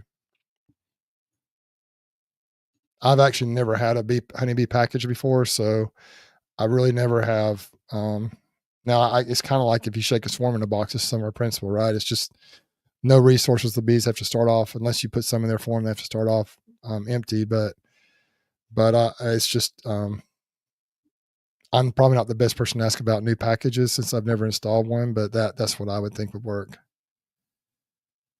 All right. Bruce, how many colonies do you have? This is from Queen Bee. Right now, I'm currently running probably 130, something like that. I'm not sure exactly, maybe 140. I think I went through winter with about 110. I've made quite a few splits, and so it's somewhere between 120 and 150, I would say, but I'm not sure exactly. I need to count them. That counts all the splits. I even have some little 2-frame little nukes that I'm getting some queens mated from. Jeremy actually gave me some cells as well. He got me some cells that I'm trying out. So if you include those, I'm probably up to 130, 140, maybe 150, but who knows if they're all going to get mated. A lot of these new colonies are kind of in their trial phase, and some of them may phase out and not make it. But if you include everything, I think I'm at about that number right now. Bruce, what frames do you recommend? I recommend plastic foundation frames. I love I'm not super picky right now. The new frames I've been getting lately from Greg Burns are the Pure frames from Premier. The key, more than the actual frames themselves, in my opinion, is the wax layer on the frames, how much wax is on there. You want them to be pretty heavily waxed. The more wax, the better, as long as it's not just slathered on there. But like when I got frames from Pureco, which I have in the past, I do just fine with those single unit, all plastic frames. Triple wax foundation, they draw it out like crazy. They love it. And then they do good with the Pure frames I have too. I think they're called heavy wax, I believe is what they are. And they're great. The deep frames that I have. I actually bought some frames from a guy from a beekeeping outfit that was selling some old, they had boxes and boxes of Pureco frames, medium frames that they sold for a really good price. I think they're just standard wax and they're probably a couple of years old. Last year I used those some, and they drew them out just fine. As long as the wax doesn't get destroyed or worn off. It's also good if you can. Some people like to re-wax them before they put them in the colonies, and that really helps stimulate the bees too. I don't usually do that. It wouldn't be a bad idea, but if you get really heavily waxed frames, they usually do great. And I personally have mostly used Pureco and now the Premier Pura frames, but I think Acorn's fine. I think most frames are fine as long as they have a good wax coating. Just my opinion.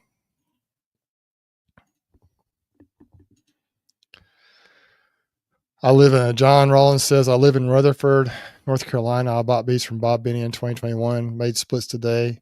Weather has been warm here, a total of 16 hives. Thanks for the info. I keep up with the stream team. It's peaceful to me. John, I certainly appreciate that. I appreciate your support of this channel and the stream team, and also all the other, if you do any other live chats or you follow anybody else, I know they appreciate it too. It's just an incredible community we've got going here, and I love it. And that's why I like to get here and do these things and just to share. It's incredible. DC's bees, how far through your requeening process are you? DC, that's a great question.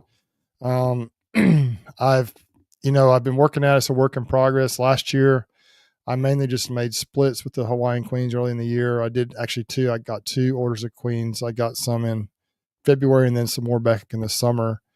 And now those summer splits are actually coming in their own right now. It's taking them through the winter, but they're doing well. The ones that made, you always lose a few here or there, but the ones that got through winter are doing really quite well.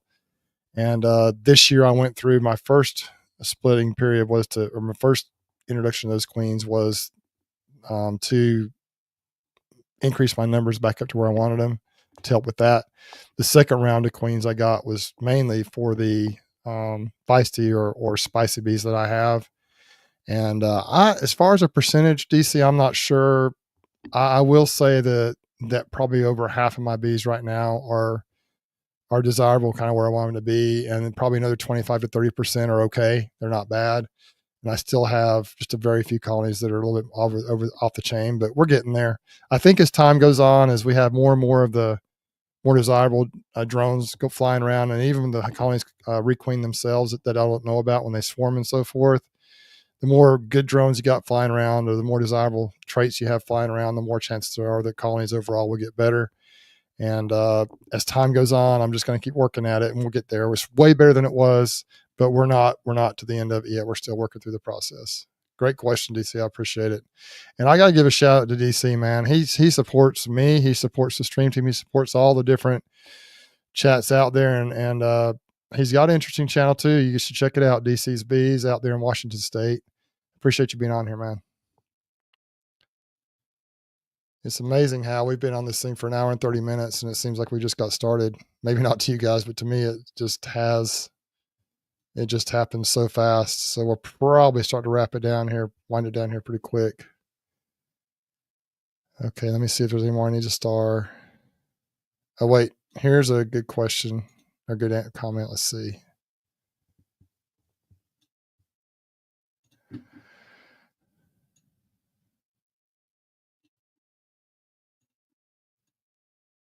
Okay. I'm going to address 4 more questions here, and then we'll see if we have any more time. We may wrap it up here pretty soon. It's getting a little bit late, but let's be frank. Ask the question, Bruce. Any Pepto queen? He says, any Pepto queens still going, or do you have offspring? I didn't have. That was about three years ago, I think, that I had those Pepto queens, and the problem with that whole process was we tried to introduce those queens in the absolute worst conditions. It was hot, it was humid, it was in July, and they didn't do that well. I did have 1 or 2 of them that did extremely well. The one in the long hive initially, in my horizontal hive, she did great. She was one of my best queens, and she ended up kind of fizzling out over time, like they do. And the queen I replaced her with, I think she actually, they ended up not requeening themselves, or they may have ended up fizzling out, or I may have just moved some more bees in there and dropped the queen cell in there, and the queen that was in there to replace her was extremely feisty and mean, one of my meaner hives, and so that's one of the ones I requeened back when I did my a few weeks back when I did that with the Hawaiian queens. But I don't have any. I mean, there may be some genetics left over from that, a few in my apiary in my operation, but I don't have any specifically that I can identify as that. It was really not the queen's fault. I went through a couple of rounds of those. Both times, I got the queens from Greg, just almost on an emergency basis to try and fix a few things. And I never got them in a really good situation. I would love to get some in the spring when we were really going strong here, when everything's happy. The bees are chirping, and the bees are buzzing, and everything's fun and nice and happy. But he usually doesn't have queens available until later in the summer. And it's just difficult here to introduce queens late in the summer, especially the way I did it, just almost on an emergency basis. I did the same thing with a bunch of queens from Michael Palmer 2 years ago. I did the exact same thing about a year and a half ago. It was in August, I think, or late July, and just hot and humid and miserable. And I broke them way down, and just, it didn't go well. I lost most of those colonies. And so it wasn't the queen. I know they're quality queens. It was my fault, beekeeper error. Last year I introduced some queens in the summertime, but I made the splits, I think, reasonably strong. And they were the Hawaiian queens, and I fed them, and I really tried to care for them, and I didn't just go crazy with it. And though I lost a few of those, a lot of those made it through, and they're doing really well now. So I hope that answers your question. It's nothing to do with the queens. It was 100%, I believe, almost 100% beekeeping error. And I'd love to try some more of his queens, but he's kind of changed his strategy a little bit with queens, and he's still really working on that queen line. And I'm not sure if I'll get any from him this year. I may not, but I think he has a really quality product. It's just beekeeper error. Steve Amos says he does OAV 7 to 8 days from queen release. Let them get used to the queen, and then let them have the OAV. I agree with that, Steve. That sounds about perfect with packages. It's a great idea. They have not had any. They will not have had a chance to have cat brood yet. They will have had a chance to be released and get established in the colony, start building comb, and get used to the queen so it doesn't mess up their pheromones. You hit them with OAV the day you install them, and that could create problems. Bees need a little time to get adjusted to their new environment, especially after the stress and trauma that it takes when they're shaken into a package, I would imagine. So give them a few days to get established, and then that front time frame to me, Steve, sounds perfect. So thanks for answering that question. All right, Jason out in Utah says, can you talk us through the process of spring management? I feel like it's all about making a massive hive that doesn't swarm so you can harvest honey. Talked about it a little bit earlier, but didn't address it exactly like this question. Man, there's just so many ways to do it. And if your goal is to harvest honey, I do believe, and this is what I do, and that's my main goal is I do pull splits down here in Alabama when the hives they're starting to really build up and get strong. The reason I do that is twofold, two or threefold. Number one, it does weaken the colony a little bit because, when they're really starting to ramp up fast, that's when they go into that swarm mode. So if you can pull some of the resources out of there, give them some more things to work on by the way of drawn comb or foundation, it gives them something to work on. It gives them a sense of loss. And so sometimes I think they almost work harder to rebuild that space or that stuff you've removed. And then you have a new colony to grow and maybe even harvest some honey off of them if it grows up fast enough the stronger the split you pull, the more chance there is they'll grow stronger, faster, obviously. But I would definitely, and here, if I pull a nuke, like if I got a big, strong double deep of bees and I pull one nuke out of there, a good, strong nuke, maybe even two, it's like they don't even skip a beat. You go out there back in 2 weeks and they look just like they did when you left. It's amazing. And so, but I know in different parts of the country it's different, but that's how I do my spring management. If they're not strong enough to split, I don't split them. If they're not just boiling out of the hive, or if they're not really super strong, I usually don't split them. Every once in a while I will. I just kind of it's case by case basis. But when I got those big boiling double deeps or those, even a single deep that's just all the frames are covered with the bees in February, the top bars, something's got to give more space or split them or something, or they're going to be in the trees pretty quickly. Jason, I hope that answered your question. It was kind of a short answer, but hopefully that answered the question for you. DC says, Bruce, are you going to make queens this year and age your requeening process, or are you going to stick with the mated or cells at the moment? I've actually, I've used mated queens at this point. I've actually dropped a few cells in there I got from Tyler yesterday. What I did is I just dropped them in. If I opened a colony that looked weak, I just put a queen cell in there, in some of my older colonies especially, or if the attitude was bad, I dropped a queen cell in there.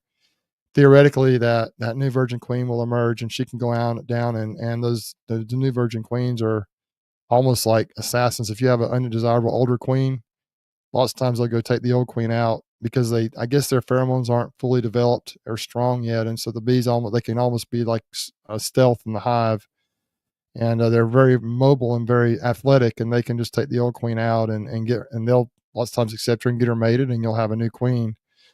So yesterday that was a strategy I used. I think a lot of commercial guys do that. They just will drop cells and everything they want to replace queens in, and I guess they let the queens duke it out. If the old queen was strong enough, she may survive. Otherwise, the new queen will take over and you'll have a nice young queen. So I did some of that yesterday with some cells I got from Tyler Walker. I just got I think 23 from him, but that's another strategy. As far as making my own queens, I do plan to do that this year. I tried it last week, and you probably missed the first part of the chat, DC, but I actually did the cloak board thing, really worked on it. I shook some bees in there, put the grafts in there, and ended up with I went and checked the next day when I was going to remove the slide out of the cloak board, and I'm like, man, there's only 2 cells that start out of 30. What the heck is going on? Well, yesterday I went out there to check on the 2 cells, and on the frame where I'd done the grafts, they basically filled it out with about 2/3 of the frame, half to 2/3 of the frame was full of comb, and the queen was on that. The queen was in there for somehow. I may have shaken her out of another hive. I don't know what happened. So that was an abject failure. But I do plan to try it again. Just going to give it a few weeks right now. I don't really need any queens or queen cells right at the moment. And so, but I do plan to try it again and hopefully graft from a really good quality queen and end up with starting to develop some of my own stock. But, if you watch my channel, I'm just all over the place trying to do so many different things, and I just can't do it all. Even though I want to do it all, I just can't. And so sometimes queen rearing falls down the priority list a little bit because I've got access to queens, whether they're mated or queen cells. A lot of people around here do queen cells, and so within a pretty reasonable driving distance. Let's see.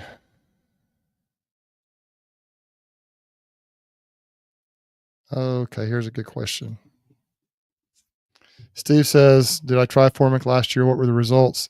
That was, I think, 2 or 3 years ago, Steve. I did the interview with Tom Nolan. I think it was 2 years ago, maybe 3, but I did try it. It worked fine. I tried it in the fall when I think I did a little bit. I did try it in my bees. That was the last year I did pollination. So when they got back from California, the weather was still cool enough that I tried it on those colonies, and it seemed to work fine. Then I tried it again in the fall on 1 or 2 of my bee yards, and it worked, but it didn't seem to knock them down as much as I thought it would.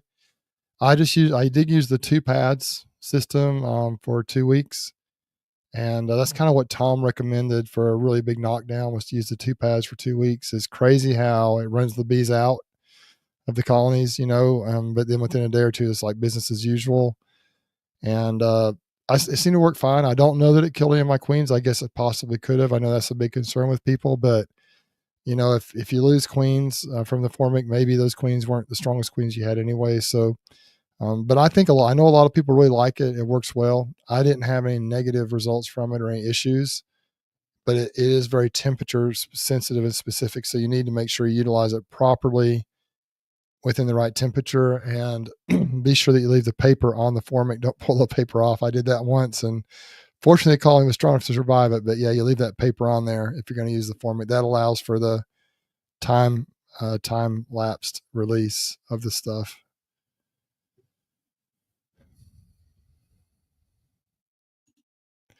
Be Amazing Hive says, Bruce, I'm only a 3-year beekeeper, but even before I got first bees, you have been my go-to online mentor, and I have appreciated it. Having all my questions answered along the way. Thanks so much for that. Be Amazing. I appreciate that. There's so many good people out here doing it. I'm kind of I'm low on the totem pole a little bit when you got the greats out there like Bob Benny and Ian Stepler and others that are so good at what they do. But I do appreciate the compliment. And one thing about my channel, I never expect anyone to do exactly what I do, but if you want to try it, lots of times it'll work and sometimes it doesn't. It's that way with anything in beekeeping. I do show my failures. And so I really feel bad. Sometimes I try things and I know people are trying it, and then I come back a couple of weeks later and realize it did not work. And so I hope people haven't killed a lot of bees watching my stuff, but I'm just kind of bringing you on my journey as I learn things and try things, and I try to explain what I'm doing and hopefully understand what I'm doing, and it makes sense. And I would always recommend you not to try anything if it doesn't sound right or feel right for you. I try a lot of things just because it sounds like it might work, and I'm getting more and more to where I'm going back to the fundamental things that I've done that work in the past, or I'm getting more back to the fundamentals. For many years, I've just tried any and everything with my bees, like all kinds of different crazy ways to do things. And the more colonies I get and the older I get and the more efficient I want to be, I kind of fall back to tried and true techniques and methods that have worked for me. And for example, one thing I'm using now, the Varroxsan, is a brand new product. It is a new thing, but in principle, it makes a lot of sense to me. And it also is more efficient as far as streamlining what I'm trying to do. And it's okay to leave it in there with brood. Hopefully it helps with the brood in the colony, because it's a time lapse thing over time. It works over time. It's what am I trying to say? Anyway, it's something you can put in there for 6 to 8 weeks to eliminate mites, hopefully with the honey supers with brood in the hives. And so I hope it'll work. I'm trying it out. So I will try new things as they come out, but I am going back to tried and true principles that work for me and techniques. And hopefully the channel will reflect that some. And I do plan to continue to share, positive things, negative things, failures that I have, discouraging things that I experience. And I hope you can, giving you a little bit of look into my life as a beekeeper and as a person, can hopefully help you in whatever way, whether it be with your bees or just in anything that you're struggling with. I hope that I can be a helpful, positive influence on what you're trying to do. I know I am not perfect in any stretch, and I do have sometimes strong opinions or things that may not be agreeable to some, but I try to just share who I am, and I try to be fairly open, much of an open book, and I try to do that with you. So hopefully folks appreciate that, and maybe it's helped a person or two along the way. I just appreciate y'all being here. we've been going now for an hour and 44 minutes. I plan to be on an hour tonight, and actually my voice is starting to fail a little bit. So I really appreciate all you guys being on here. We still have, yeah, before we get off here, I'm going to show this from my friend Glade out in Utah. He says, I don't know how you manage as many colonies as you do and still work full time. I have 30 to 40 and have to really streamline my operation in order to get through it all. Glade, I hear you, man. And that's that. If I was as organized as you are, I think it would be better, but I'm just not. So once again, this year, I feel like I'm behind every year, but this year I'm probably more, I won't say ahead, but I'm more caught up with the bees than I've ever been before, just because I've tried to streamline and be efficient throughout the winter. Also, Jeremy, who was on here, I'm not sure if he still is, but Jeremy has helped me, I think, with my bees 3 or 4 times already this spring. And having a second person helps you work more than twice as fast, if that makes sense. It really is so good to have someone helping me occasionally. And but yes, it's tough, Glade. I'm honestly in my bees almost every day when I'm not at work. On Sundays, I try to take Sundays off if at all possible. But yeah, it's I'm tired. But if I didn't love it, I wouldn't do it. Just put it that way. But anyway, I plan on doing more of these. I don't know how often I'll do them. Haven't set up an exact schedule. I really just had thought about doing this tonight, but then when I didn't get a long form video out, a regular video, I thought it would be a great opportunity to do a live chat and share this with you guys. So I appreciate y'all joining in. It's been a great conversation, great questions. It's a great community. I appreciate all you guys for being on here and for participating in the channel. If you haven't had a chance to subscribe to the channel, I'd appreciate if you do so. I don't ask for subscribers very often, but we're still trying to grow. And there's so many folks out there trying to work on this thing and grow their channels, grow their bee operations. And I just appreciate y'all spending a little bit of time with me tonight. I'm going to hop off now. I appreciate y'all. We'll catch y'all next time.